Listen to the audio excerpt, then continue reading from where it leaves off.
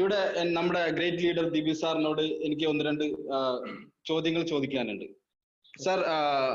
സാറിന്റെ ഹൈറിച്ചിലേക്ക് വരുന്നതിന് മുമ്പേ ഉള്ള സാറിന്റെ ലൈഫ് സ്റ്റൈലും ഹൈറിച്ചിലേക്ക് വന്നതിന് ശേഷമുള്ള സാറിന്റെ ലൈഫ് സ്റ്റൈലും ഒന്ന് പറയാൻ പറ്റുമോ? Okay sir. ഞാന് ഹൈറിച്ച് ജോയിൻ ചെയ്യുന്നതിന് മുമ്പ് ഇന്ത്യയിൽ തന്നെ പ്രമുഖമായിട്ടുള്ള ഒരു ഡയറക്ട് സെല്ലിംഗ് ഇൻഡസ്ട്രിയുടെ ഭാഗമായിരുന്നു.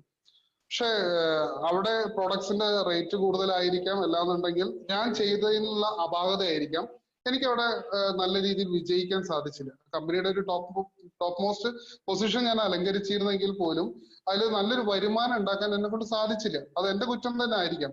എന്നാൽ ഹൈറിച്ച് വന്നതിന് ശേഷം എന്താ പറയാ, സാമ്പത്തിക സ്വാതന്ത്ര്യം എന്താന്നുള്ളത് ശരിക്കും ഞാൻ അറിഞ്ഞു എന്നുള്ളതാണ്. കാരണം കഴിഞ്ഞ 4 ദിവസം, ഇന്നലെയാണ് ഞാൻ ഫീൽഡിലേക്ക് ഇറങ്ങിയത്. അതിന്റെ മുന്നുള്ള 4 ദിവസം ഞാൻ പനിച്ച് വീട്ടിൽ കിടപ്പിൽ തന്നെ ആയിരുന്നു. ഒരു 4 ദിവസം എന്റെ വീടിന്റെ മുറ്റത്തേക്ക് ഞാൻ ഇറങ്ങിയിട്ടില്ല.